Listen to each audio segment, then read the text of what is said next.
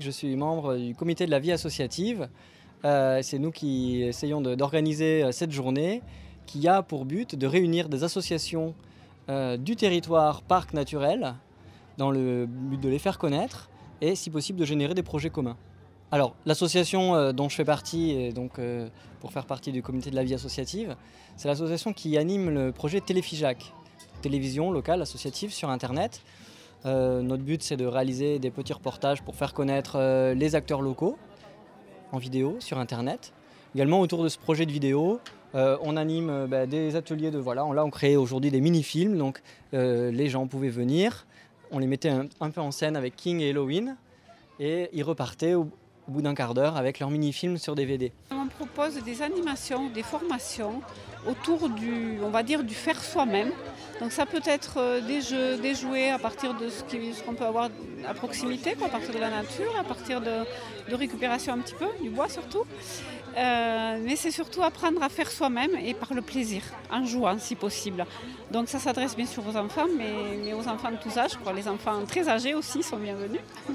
Puisqu'on a plaisir à construire soi-même, forcément la progression un peu naturelle, c'était aussi d'apprendre à construire nos maisons. Et là, ces dernières années, je me consacre plus particulièrement à transmettre aux plus jeunes des techniques pour savoir construire soi-même à partir de l'argile qu'on n'a pas loin de chez nous, là sous nos pieds, de la paille, du bois. Voilà, donc ça donne lieu à des petits ateliers ou des constructions de cabanes, de la cabane qui peut faire 2, 3 mètres carrés, 10 mètres carrés. Je m'occupe principalement de l'animation culturelle sur le circuit de cinéma itinérant Cinélotte. Cinélotte, ce sont donc des projections de films dans les villages, dans les salles des fêtes, organisées par les foyers ruraux locaux. Donc les adhérents des foyers ruraux sélectionnent des films qu'ils souhaitent voir, qu'ils souhaitent avoir chez eux, et font remonter aux foyers ruraux qui centralisent, font le programme et tournent avec notre magnifique camionnette Cinélotte pour aller faire des belles projections avec une belle qualité de pellicule pour les gens, pour tarifs modiques, réduction pour les enfants, etc. Je fais des animations ciné-pitchoun, des séances ciné-pitchoun auprès de public maternel, d'école maternelle, donc des projections de films, de dessins animés souvent, suivi d'animations, des ateliers vidéo avec des jeunes, des adolescents et diverses choses autour du cinéma. C'était Cinélotte. Association qui a été créée début juin 2011. L'objectif de cette association étant de mutualiser la fonction de régisseur pour 6 associations de Gramat, avec des buts très différents. Il y a le Cause Country Club qui organise le festival country au mois d'août. Il y a les musicales du Cause qui organisent des concerts de musique classique toute l'année. Il y a la mairie de Gramat avec qui on organise les fêtes de Gramat. La société des courses aussi avec qui on organise les courses de Gramat sur l'hippodrome. Ensuite, on a une association de soutien qui s'appelle Adage. Donc on a organisé toutes les animations sur Gramat pendant les mois d'été et on va organiser en hiver et au printemps une série d'animations mensuelles pour essayer de faire sortir les Gramatois de chez eux. La Société des Amis de Saint-Cyr-la-Popie qui a été constituée en septembre 89. Nous assumons la mise en valeur des richesses naturelles et monumentales de Saint-Cyr. Nous participons à leur sauvegarde. Nous contribuons à faire connaître et mettre en valeur la commune et les sites environnants. Nous essayons de créer et développer toute activité culturelle et artistique et nous recherchons tout ce qui répond à sa vocation. Je fais partie de l'association Point Ciel. On est basé à Figeac et le but du jeu c'est d'offrir des prestations de services en vidéo et photo aérienne sur le local. Voilà. Donc on utilise un engin qu'on pourrait qualifier de drone civil, un engin à 8 hélices qui permet d'emporter des charges assez lourdes, 3 kg, pour filmer et pour faire des photos. Notre monde rural, effectivement, est un peu spolié des services publics.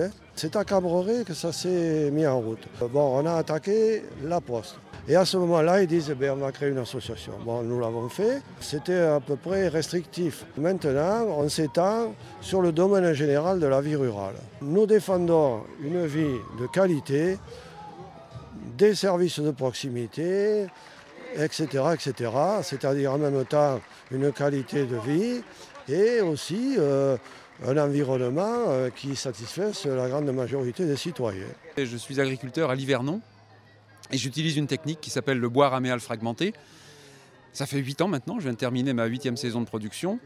Et l'association qui s'appelle AVEBRF, pour valorisation et expérimentation des bois raméaux fragmentés, se propose de mettre à disposition notamment des adhérents une machine qui permet d'utiliser la technique dans le jardin ou dans le champ, comme on veut, avec donc cette déclinaison locale où on intervient sur tout le département, y compris le pays bourriant où une plateforme est en train de se créer pour du bois raméal fragmenté. Donc les départements limitrophes aussi. Et en plus de l'Italie, on a aussi plusieurs pays de l'Afrique occidentale, le Mali, le Niger, le Burkina Faso, le Togo, la République démocratique du Congo et bientôt le Sénégal, qui depuis maintenant 3 ans utilisent la technique et les Africains se sont aperçus que c'était une technique qui répondait à leur première exigence, c'est le problème de l'eau. Puisqu'avec cette technique, le minimum d'économie d'eau qu'on puisse faire, c'est 50% d'économie. Donc, d'une petite association locale qui a commencé il y a quelques années, maintenant on a, allez, je dirais même une renommée internationale, puisqu'on intervient aussi en Amérique du Sud, dans la région du Brésil, le nord-est, où un chercheur du CIRAD a mis en application la technique, et ça fonctionne. Donc sur une région où la forêt tropicale a été coupée, où le sol s'est appauvri, mais de façon énorme, il n'y avait plus rien de poussé. En l'espace d'une saison, on reconquiert la fertilité des sols. Donc nous, le Lot, en plus sur le parc naturel régional, on a des espaces boisés en quantité qui sont même pas exploités, je crois, à 15%. Donc on a une ressource énorme qui nous permet, qu'on soit particulier ou maraîcher ou arboriculteur, de remettre en culture des terres qu'on dit pauvres, mais qui en fait ne demandent qu'à être réveillées. L'association Raïssa a son siège sur la commune d'Acier. Nous avons un agrément jeunesse et éducation populaire ainsi qu'un agrément centre social CAF. À ce titre, nous sommes un instrument, un outil de développement social local, un équipement à vocation plurigénérationnelle. Nous intervenons essentiellement sur le territoire Val-Écosse. Nous proposons des activités portées par les usagers, les habitants, aidés par des bénévoles et des professionnels. Donc activités qui vont de 3 à 99 ans, en passant par bien évidemment les familles. Donc cela va de l'accueil de loisirs à l'école de musique, en passant par des ateliers plus spécifiques comme la céramique ou des ateliers orthographes. Voilà. Ce festival est pluridisciplinaire, ne concerne pas uniquement les concerts de musique, mais touche la littérature, le cinéma, les arts plastiques, la danse, les percussions. Nous voudrions que ce festival s'ancre davantage sur le territoire, en particulier sur le parc. Nous voudrions faire partie de ce comité vie associative. Je suis apiculteur à Cagnac-du-Cos, invité par le parc.